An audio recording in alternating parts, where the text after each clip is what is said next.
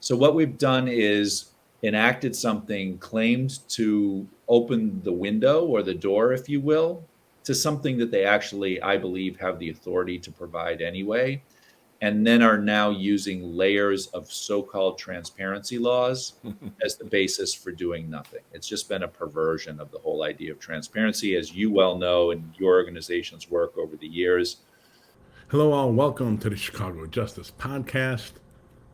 Off the top there, you heard Joe Ferguson. He's our guest today. Joe Ferguson is the former Inspector General for the City of Chicago. He was a couple years towards the end of Richard M. Daley's term, then 2 terms under Rahm Emanuel, and then about, 60%, 70% of Lori Lightfoot's first term. So we'll be talking to him today about things justice and political. It's all in there today. Let's say that. If you're listening to the podcast and you're new to it, please hit subscribe. If you're watching on YouTube, please smash that subscribe and like buttons. We'd really appreciate it. If you're interested in getting involved, cjpnation.org. And starting today, ladies and gentlemen, with this podcast episode, you can hear a podcast extra that is only available through our Patreon, where we talked today to Joe Ferguson about specifically the CPD, David Brown, and the firing of Bob Boyk, who ran the Office of Constitutional Policing and Reform and was basically running the CPD's reform under the consent decree that we are under, the federal consent decree. So you can get that at our Patreon. It'll be in the show notes on YouTube, and on our a link to it will be in the podcast notes. All right, so without much ado, I'm going to get to that conversation, and I'll be back with you on the other side. All right, Joe Ferguson, thanks so much for jumping on the pod. We really appreciate it. Happy to be here. All right, we're going to talk about a bunch of things today, ladies and gentlemen, because we have the guest with just experience. We can't help doing it, and I want him to explain some things to us because I think there's a lot of misinformation out there about the Inspector General's office, what they do, what they've done, what can be released publicly, the corruption in the city, and I just couldn't help go on a variety of topics. So here's the first one. Can you explain to us what is going on and what is present in city law and what has changed maybe under Lightfoot that stops reports like into the Little Village smokestack demolition and other investigative reports that you guys have done? What prevents them from being made public? Because it certainly seems like we have a city where the mayor can basically do whatever she wants unless it seems detrimental to her. Then all of a sudden she's barred by city law that she can't do things, even though she can basically have the law changed. So can you explain that for our audience, what's going on there? I can try to explain it for your audience. So there's a history here, which the current mayor inherited and then has sort of taken to a new level. So here's the deal. The Municipal Code of Chicago, the enabling authority for the Inspector General, does not allow the Inspector General's office to release investigative reports. And, you think about that. You think about that in relation to things like grand jury investigations. There's lots of people who are subjects of investigations, lots of subject matter that's inquired into.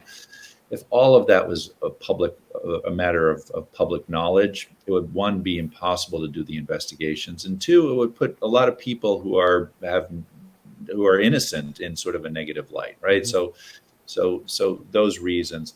So the IG is not permitted to actually release any reports, and that goes all the way back to the 1989 version of the ordinance and has been carried forward.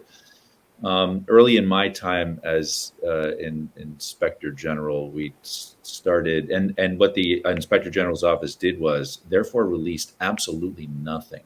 And it was just an investigative office for 20 years. It released absolutely nothing when early in my tenure I said, well, we should release as much as we can that is not prohibited.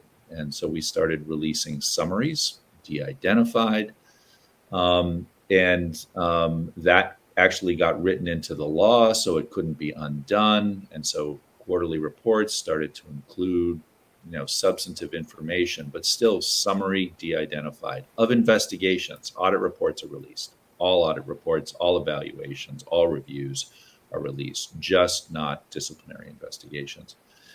And what the city, as it received, especially in the realm of police inquiries, Tracy, when the IG's office began doing those in the early teens, start with the Koshman matter. That's Mayor Daley's nephew, who eventually would be charged with manslaughter for punching somebody in a bar brawl in Chicago. The as the IG's work began to be more known, people started filing FOIA requests for those reports.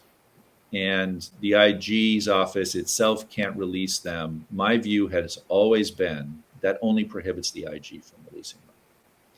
Those reports get put in the hands of the relevant department heads, the law department, the mayor's office, so on and so forth. Because why? They're the final agency actors. They have to make the decision on what to do with what the IG has found and recommended. And they're actually obligated to act on, in one way or the other, say what they're doing with what the IG has reported out to them. There's nothing in the law that prevents them from releasing it once it's a final matter. So as the FOIA requests would come in, they found another reason why they can't. And that's the claim, is we can't. And that was state FOIA law, which has an exemption for matters, reports of matters of the executive inspector general for the state, because that has to go through a process in which the state ethics board has to approve the release of the matter, and so on and so forth. It has absolutely, positively no application to the city IG. But the city began to invoke that as a reason why they could not produce it. It's like, it's analogous, we can't produce it. No one's ever challenged that. It's way past due time for someone to challenge it, but that's it. So they say we can't do it by law. Early in Lightfoot's term, she passed this ordinance in October of 2019, which was touted by her people as this great transparency advance that authorized the corporation counsel, effectively the mayor, to release IG investigative reports in matters that either, one, involved a death, or two, implicated a felony and was a matter of high public interest. And death is death. It's the implicated a felony and is a matter of high public interest. Well, who decides that, and are there any standards? The answer is the mayor and the corporation council decide that. And there are no standards that are specified. And even if it meets those criteria, it's left to their discretion. So what we've done is enacted something claimed to open the window or the door, if you will, to something that they actually, I believe, have the authority to provide anyway, and then are now using layers of so-called transparency laws as the basis for doing nothing. It's just been a perversion of the whole idea of transparency. As you well know in your organization's work over the years, FOIA is not freedom of information. It's freedom to obscure information from the public. And there we are. We are currently involved in 3 lawsuits, one here in DC, 2 in Chicago, and we are filing about 5 or 6 more related to Maryland, going after gang affiliation data. I know people think Chicago is really bad with FOIA. In DC here, the Maryland Police Department said it's going to take us over the 8 hours required to just see if we have records related to your FOIA, so we're just going to outright deny it. Yeah, there's a whole culture of denial of around FOIA, in addition to the questionable utilization of exemptions. Mm-hmm. Exemptions are then claimed to be prohibitions, and then you've got to litigate until the cows come home. FOIA at every level of our society, at every level of government in the United States, really needs a hard reset. It does. I will say one cultural difference between DC and Chicago is the judges here, at least the judge we have, is not fooling around. We filed late last year or early this year, and we have a trial date set for September. Well, and hell or high water, she's going to hit it. And I think she just wants the case off her. Right? I'm going to force you both to find a way to settle, right? Because this is it. We're making that trial date, so that's different. But yes, it definitely needs a reset. Unless you have the resources and the time, FOIA is almost impossible, right? Yep. Because it takes 3 years. It took 3.5 years for the city. And I'm going to break a little bit of news here because I've never told anyone this, but it took 3.5 years for the CPD to tell us that they did not do any analysis to support Rahm's 1,000-person hire. Mm. They told the court, here it is. They turn it over in discovery. No, it's not. Oh, it's in this report, but you can't have it. The judge looked at the report a year later. No, it's not in there. You lied again. Oh, okay. A year later, they say, oh, we never did it. So that's very similar to an issue that's going on right now with respect to CPD around staffing analysis. Yep. Oh my God. I FOIA'd a document they gave me in discovery, accidentally, I think. And they said, oh, no, it doesn't, nothing, none of these types of documents exist. You already gave it to me. But I'm not going to go down that path because we're going to get into that later. So I want to read my audience some names. I know Joe is going to know all these names. Munoz, Daley Thompson, Danny Solis, Willie Cochran, Sandy Jackson, Ike Carruthers, Arenda Troutman, and now Mr. Burke, Alderman Burke, who's got many charges and facing a pretty decent sentence in federal prison. These are all aldermen that have been convicted of crimes in one way or another. Or Why, indicted. or indicted, right, with Burke. Why is political corruption so ingrained in city government and especially in the city council? Without us spending an hour on the topic, I just wanted to get your opinion. Yeah, so it's absolutely in our culture, and responsibility for that. I think um, it's an existential question, but it actually involves all of us. Um, let's take it at the broadest level. Everyone decries corruption in their public officials, but Chicago loves its narrative of corruption. Yeah, we're absolutely in love with that. It's what distinguishes us, right? And it's what we're known for, and we everybody likes to be known. So, it's part of our cultural DNA at that level, our narrative, and narrative's really important, the stories that we tell. But then operationally, um,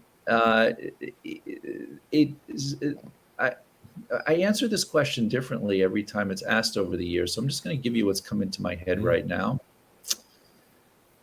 Is You named aldermen.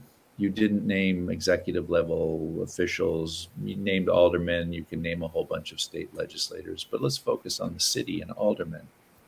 Um, it's We have too many aldermen.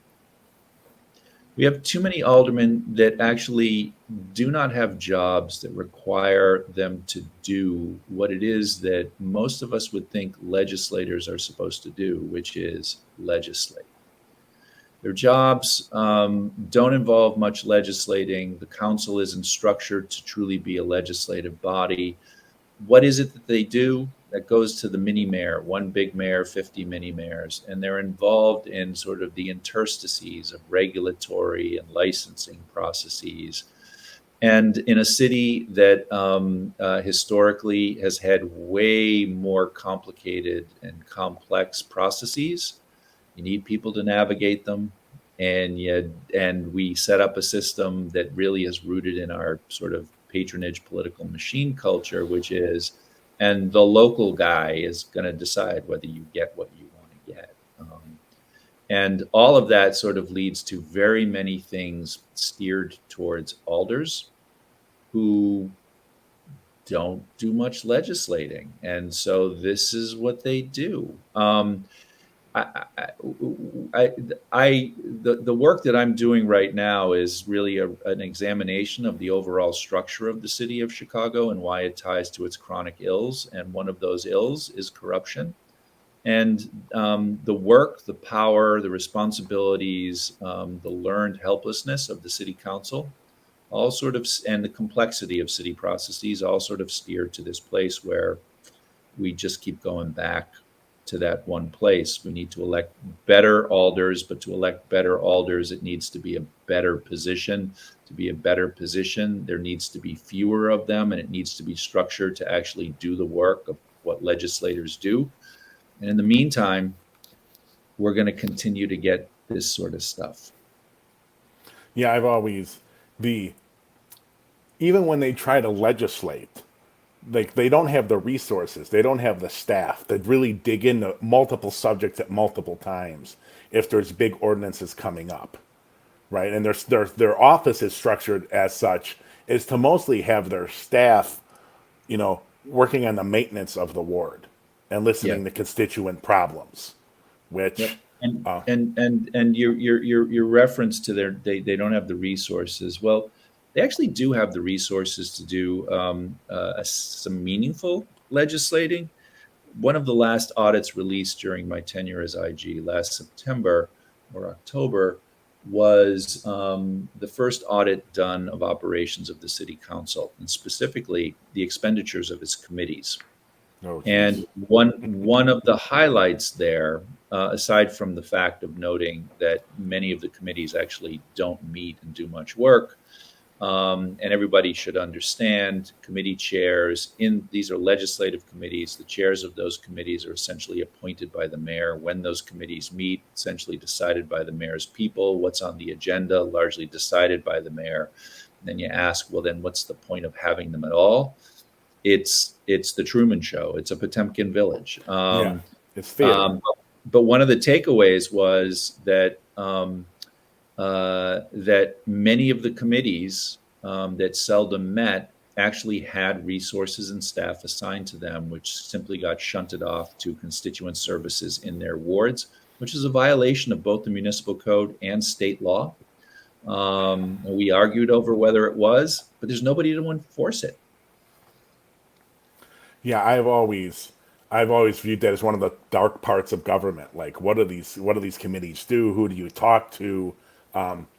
Okay, why do separate, like, these independent departments of government, like CPS or the Park District? Yeah. Why do they have IG offices? And I'm bringing this up specifically. It's in my head because I interviewed Dan Milahopoulos not too long ago, and I think something that got overshadowed by all the horribleness of his reporting. I mean, his reporting was great, but what he uncovered there was Yeah. the fact that the investigator got fired, and then the head of the office, the inspector general, and then the head of the office got pushed out.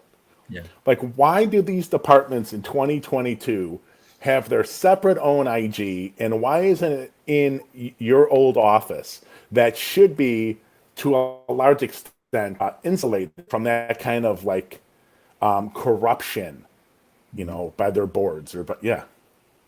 Yeah. Again, a step back for everybody. So you're referring to these different departments. They're actually separate governmental bodies, and that's the core reason why they have. That's around why structurally they have separate IGs, although that's not necessarily the outcome. But they have separate taxing authority, bonding authority. But in point of fact, and I've done this many times over the years, I ask people to picture everything that they think of as what the government of the city of Chicago provides them in terms of the solar system. Picture the solar system. Whether you make the core of city, the corporation that is the city of Chicago, the Earth or Jupiter, I don't know, it's your call. But there's all these other bodies. The Chicago Housing Authority is a separate government agency altogether. The Chicago Public Schools, a separate government agency altogether. The CTA, the Transit Authority, and so on and so forth. These are separate governmental bodies. So they're all planets. Picture them as the other planets in the solar system. And they're all circling the sun, operating independently, but under the gravitational pull of the sun. The mayor is the sun. The mayor decides who the leaders are of those organizations. But here's the thing. If ever anything goes wrong, the mayor says, separate body of government beyond my control. If anything goes right, the mayor says, that's me. So what we have is, and each one of those planets has a little moon circling it. That's the oversight. That's the IG, right? And the IGs can coordinate at some level, but maybe not as much as one would hope. But the practical matter is they all do their jobs separately. So what you have is balkanized oversight with unified sort of gravitational authority. And what you're raising is something that Mayor Lightfoot raised as a candidate and raised early in her term. There needs to be a unification, not necessarily across the board. CPS is a massive governmental agency, maybe merits its own IG, but it needs to be unified. And that's a conversation we've been having in Chicago, in the policy wonk realm since 2005, when David Hoffman first raised it. Say, hey, we ought to do this the way New York does it, which is you have all of these IGs, but they operate within one unified larger office. That realizes both efficiencies, it makes the best use of institutional knowledge that's gleaned across all of these really connected realms, and it makes oversight consonant with the power of the chief executive. But the rationale has long been, oh, no, these are separate government agencies, and so it needs to be done separately. Lightfoot, as a candidate, said, no, we don't need to do that. She was right, and then did the absolute opposite. And when you talk about Dan Mihalopoulos and the Park District, Mayor Lightfoot defended that IG until Dan pulled that one extra thread and the whole thing fell apart. Well, that was my next question. Obviously, I'm in DC, but I was sitting and wondering when the hell the city council and the mayor were going to step up when Dan's reporting hit the news. And they weren't until, and I, this is a little bit inside baseball, but also public information. After Dan put out report after report after report that showed not only this awful sexual abuse and hostile work environment that existed in the lifeguard operation of the Park District, but also things that indicated that this was known to senior level officials who did not go after it. And the whole investigation was creeping along, being slow rolled, largely in obscured ways. And after report, and it's great work that he did, Scott Waguespack, alderman, finance committee chair under this mayor, previously sort of the voice of the conscience of the council, if you will. Not sure how much that applies anymore now that he's in leadership, but he's pretty much of a straight shooter. He said, hey, enough of this. Can we have the city IG actually step in and help? Because they know how to do this and they got the resources to do it. The mayor said no, immediately rejected that notion. And that was the end of it. And then what happened is the simple fact of having raised the possible use of the city IG resulted in people coming to the city IG. It was the city IG, I'm speaking almost in the third person, and it was me, made a criminal referral to the state's attorney's office. And that was the beginning of the end of it all. People started to get charged. There had to be acknowledgement that this was not being handled well within. There had to be acknowledgement that leadership was implicated in the slow rolling of all of this. But, Scott Waguespack raised it. And that resulted in people publicly responding, bringing information to a place where actually it would get acted on. But that was after a year and a half of investigating.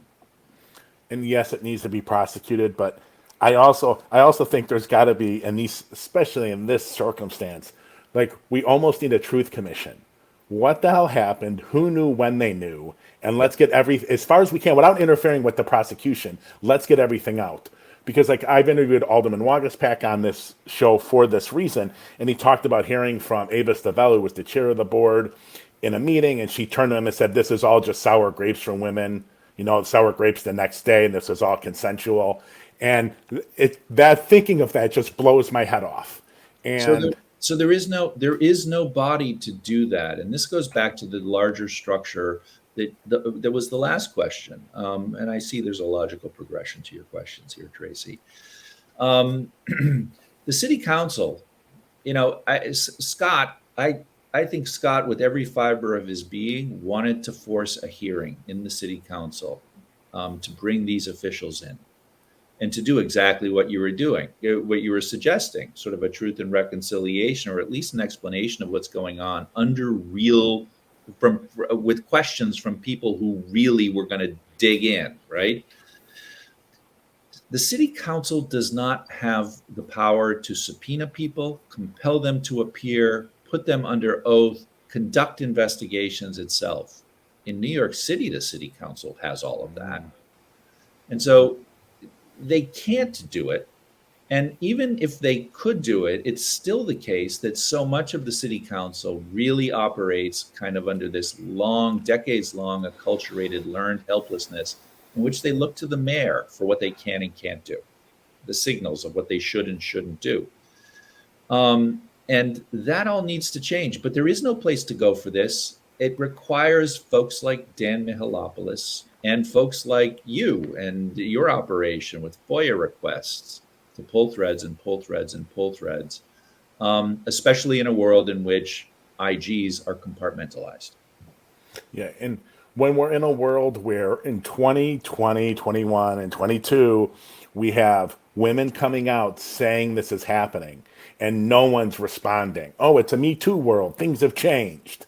Nothing's changed in Chicago. Nothing's changed. Right? I'm not an independent person. I'm an advocate. Nothing has changed, and that's disgusting.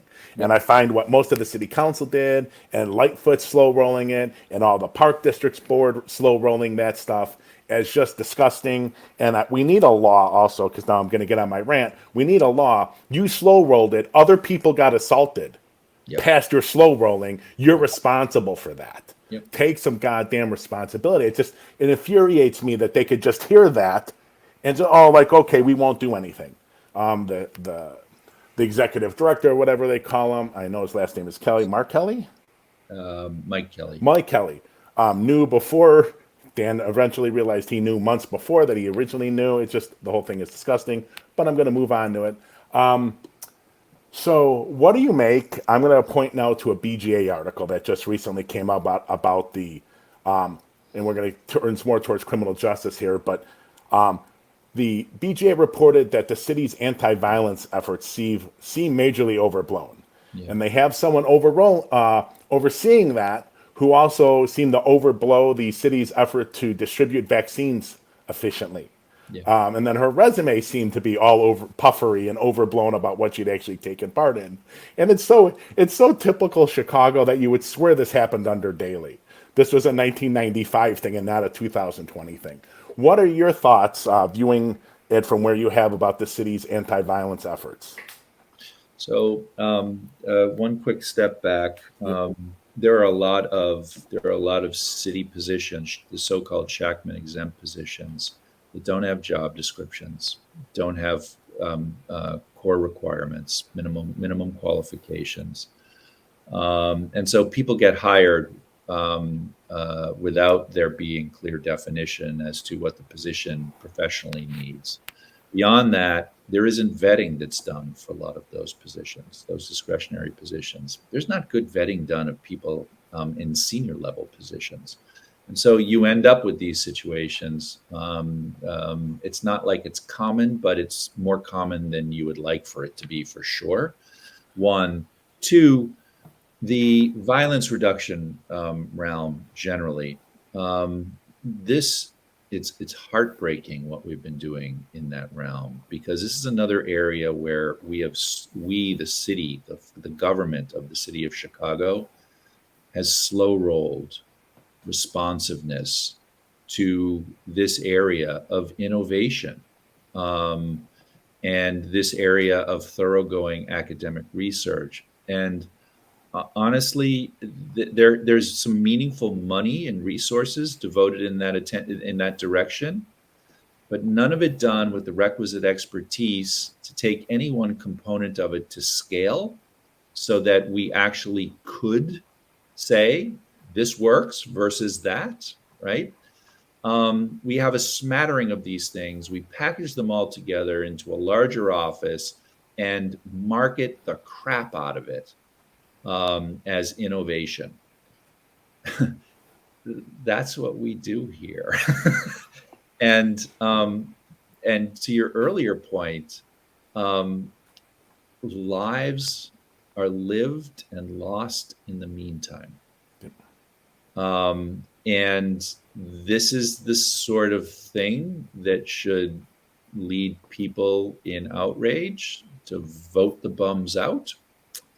But you know, it's a busy, static-filled world out there, and people don't have the bandwidth to pay attention to enough of this stuff. But this really hurts because what we're talking about is an investigative report that raises questions of legitimacy around innovative programming that isn't even out of the gate yet.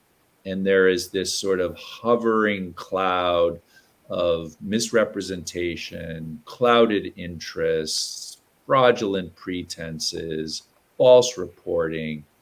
It's hard enough to do this work straight up without all of those things to be overcome as well. Yeah, it's interesting. I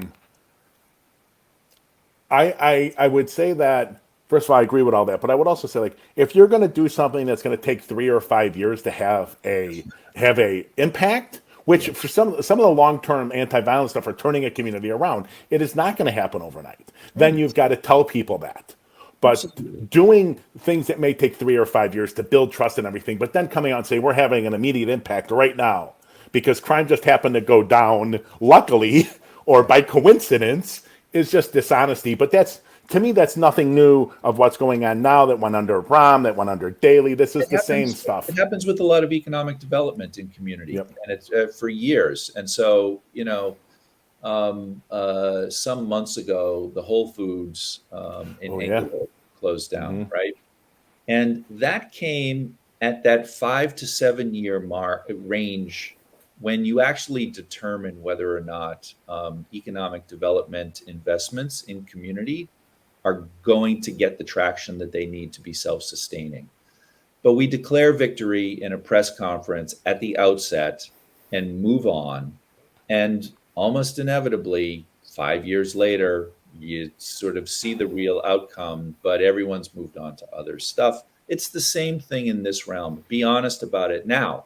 Now, it's a very un-American thing to acknowledge, you know what? Failure is ultimately a part of the greater success. We're going to try some things. This is what we're here to do because no other part of our society, no other institutional component is going to take these problems on. We have to take them on. We're going to give it our best guess and shot. Some of these things will work, some of them won't work, and the ones that do work are going to take time. And you're absolutely right. Be square with people and report. Do your milestone reports on that basis.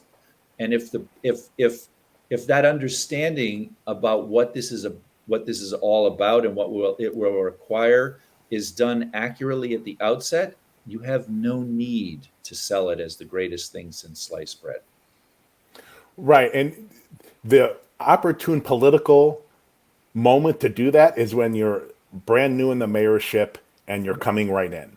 Every day that goes by, it gets harder and harder to do that. Yep. And I fear we have passed that in the Lightfoot term and in the Lightfoot time. Oh my goodness! There's an old saying there was an old saying in the city for new department heads when they came in, new commissioners, and the inspector general's office in approaching departments to do audits, say, look, we're going to look at this. Is there anything you would particularly like us looking at? Because we know you don't have internal audit functions. But the general rule is get it cleaned up at the front end. And if there's some help in identifying, the landmines that exist, do it at the front end, because in 6 to 9 months, it's yours, you own it. Right. Right. And you can always point backwards in the beginning. It's like their fault. I came in, we found it. It's going to be cleaned up. Yep. But now 3 years, you own the city. You own it all. Okay. Yep. And this actually goes right into our next topic. I have forever had an issue with TIFs. I've never understood why we need to fund things outside the normal budgetary process. right? Oh, we can fund this. There's just something online on Twitter about should we fund an extension of the red line going south with TIF money from the South Loop or something like that. And I'm like, why do we need a TIF? Like, can't we just fund things normally through the budgetary process? TIFs seem to me a very Chicago thing in that it's giving ultimate control over those dollars to the mayor or a small team of people that are outside the budgetary process and outside the democratic process that we theoretically have. I wanted to get your view on that. Ultimately, that's how it operates here. Longtime journalist and gadfly Ben Jarofsky has been writing about TIFs for 20 years, and it's probably taken 10 years off of his life trying to get people to listen. And so, look, the core concept, and it's not just Chicago that has these tax increment financing programs, but the idea is that you attract development to a particular area by freezing the assessed value of what you're going to take in property taxes, and everything over that value, which is really the benefit of the investment, gets fed to sort of further reinvestment and support investment in community. In broad concept, it makes a lot of sense, but it's supposed to be for blighted areas, places where, but for this sort of mechanism, there simply won't be an influx of private development, right? And so this is a way of adding to the mix what the city is supposed to do with those additional tax funds generated over time, is pay for the infrastructure needed for the development, which then further encourages private developers to invest in even more. And then we have jobs being built within community and so on and so forth. This latest episode of a creative TIF for the Red Line extension is taking money from one part of the city to be applied to another part of the city and blowing up the concept. I think one of the things that actually, when all is said and done, we might thank the Lightfoot administration for, is taking a number of mechanisms that are the way Chicago works one step too far and basically killing the golden goose. With TIF, this red line extension proposal, and we need a red line extension. It's the south side, and it's the place where there is starved public transportation that makes it hard for Black and brown communities to actually have full access to all of the economic opportunities that exist in the city, including jobs. It's needed, but to have taken TIF and applied it in this way breaks TIF. In the same fashion that I think in some measure, this mayor has kind of broken the golden goose that is a compliant city council. She has pissed everybody off to the degree where they roar all the time. Now, when push comes to shove, mostly they give her what she wants, but she's come pretty close to breaking what is decades of just plain acquiescence and learned helplessness. Yeah, and just be nice and you'll get reelected. You can even have a side job and not do much. We'll tell you how to vote. Yeah.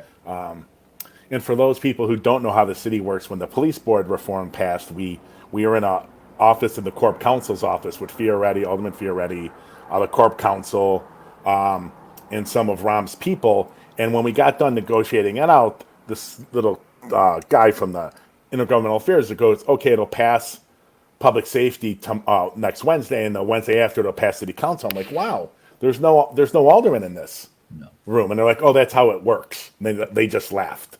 And that's what I was referring to before, is the chairs are decided by the mayor.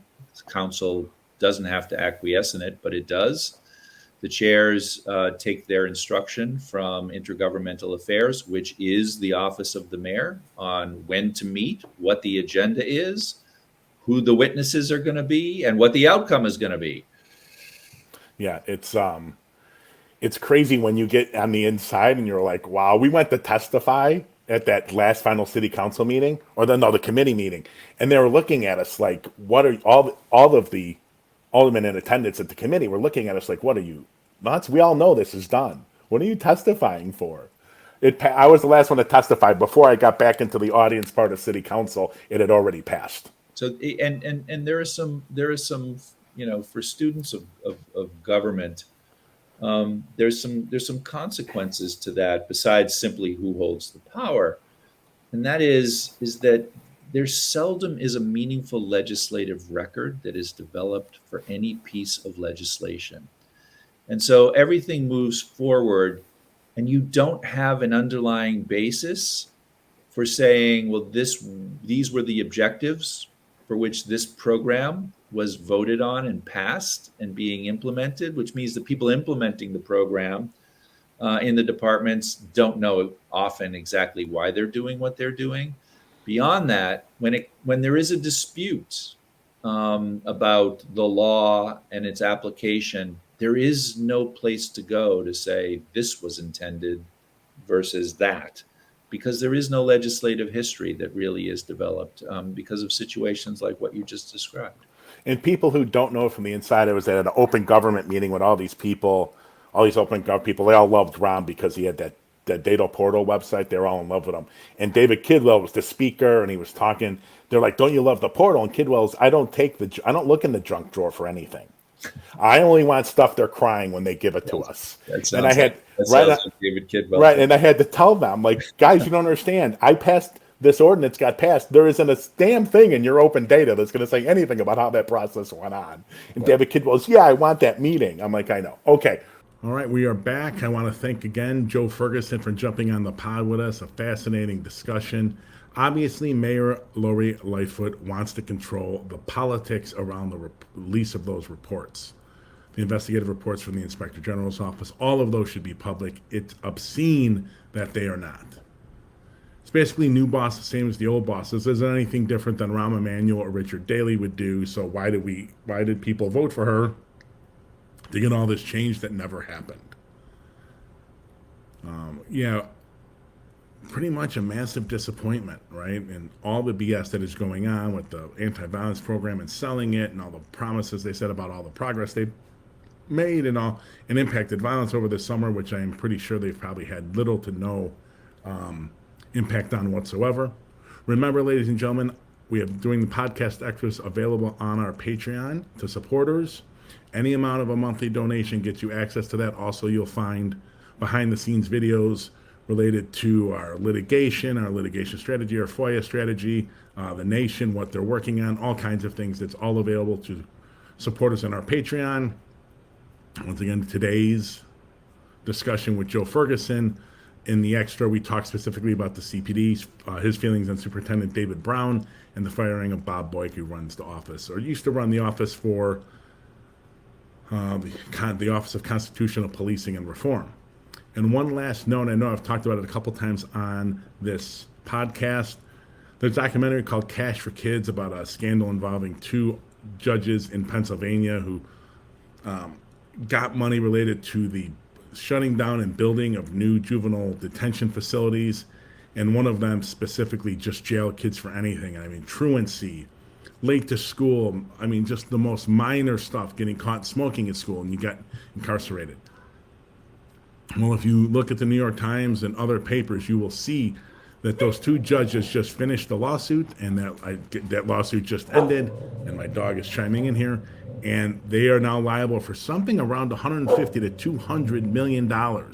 It's really unbelievable how much they'll actually pay, who knows, but they will most likely end up broke. One judge is out, he got let out early for COVID. The one judge who threw everyone and anyone in jail, anyone he possibly could. And I'm not sure if it was because he got paid off or just because he was an extreme right-winger.